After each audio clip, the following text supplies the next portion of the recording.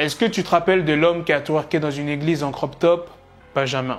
Après sa vidéo qui a fait énormément polémique, il est passé chez TPMP. Il avait expliqué qu'il avait reçu beaucoup de menaces, une vague de haine, et après son passage chez TPMP, vous savez ce qu'il a fait? Il a refait une vidéo dans la même église. Bon, ça, c'est pas tout le monde qui était au courant, mais dernièrement, il a réagi à son passage chez TPMP. Et il n'a aucun remords sur ce qu'il a fait.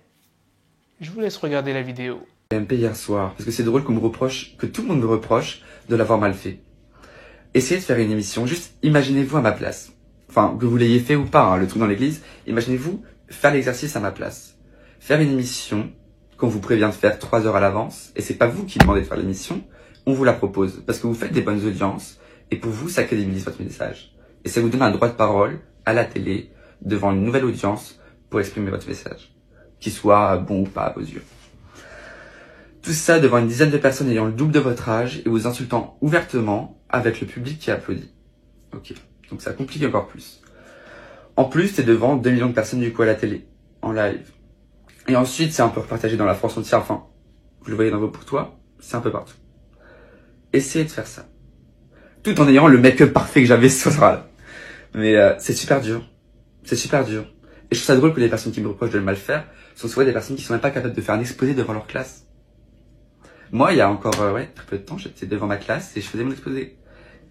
C'est un peu le même. Comme je l'ai déjà dit dans ma première vidéo, ce Benjamin, il est simplement à la recherche du buzz.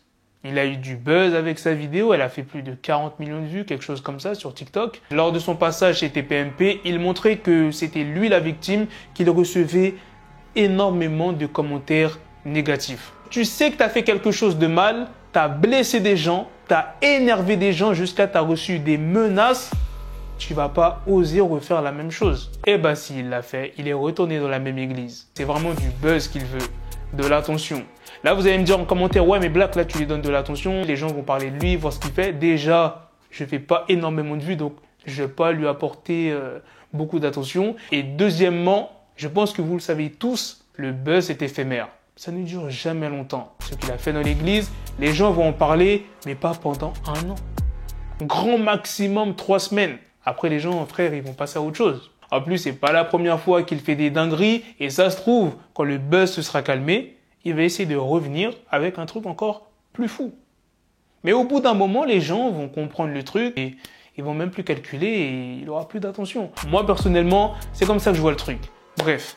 Maintenant, passons à la deuxième news qui est sur l'arnaqueur de Tinder qui fait vraiment parler de lui en ce moment et il prend vraiment la grosse tête, vous allez voir. Pour faire des apparitions dans les boîtes de nuit américaines, Simon demande 20 000 $.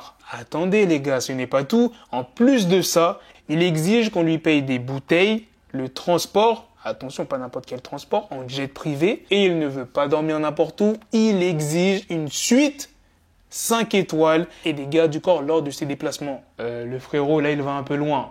Comme je l'ai dit tout à l'heure, le buzz est éphémère pour n'importe qui. Que ce soit pour Benjamin, que ce soit pour Lil Pump par exemple. Simon, l'arnaqueur de Tinder, vous pensez vraiment que dans 1 an, on va encore parler de l'arnaqueur de Tinder? Non! Les gens vont passer à autre chose. Il y aura une autre personne qui va faire du buzz, qui va faire l'actualité. C'est comme ça que ça se passe. Bon, à part s'il fait encore des dingueries, les gens vont en parler très rapidement, mais ça n'aura pas le même impact que la première fois. Voilà les gars, c'était tout pour la news sur l'arnaqueur de Tinder. C'est la fin de cette vidéo. Dites-moi dans les commentaires qu'est-ce que vous en pensez de ces 2 news.